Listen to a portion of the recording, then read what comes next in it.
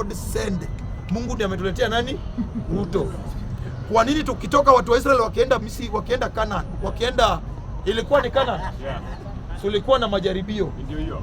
Maji ilikuwa pale mpaka siku Mungu alipea tu nani mkwaje chape nini?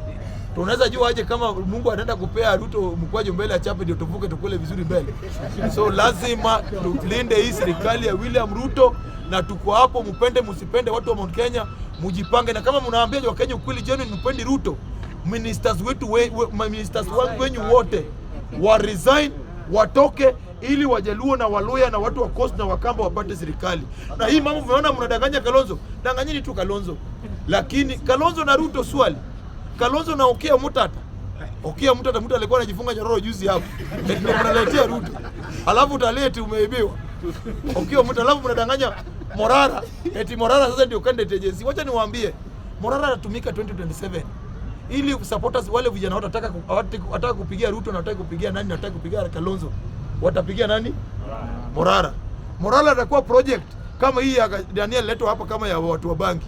Eti watu wa banki ambao wapendi Raila wapigie nani? Wajokoya. So my friend, sisi tuko tayari na tuko tayari kuface watu wa Mount Kenya. Lazima nyinyi ndio mmeweka hii Kenya kwa shimo. Msitusi watu kwa social media.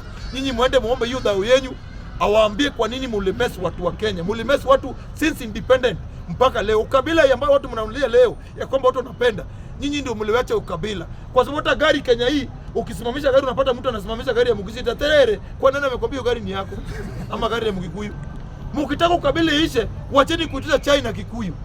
Mkitaka ukabila ishe, wacheni kuongea Kikuyu kwa ofisi za serikali. Mkitaka ukabila ishe.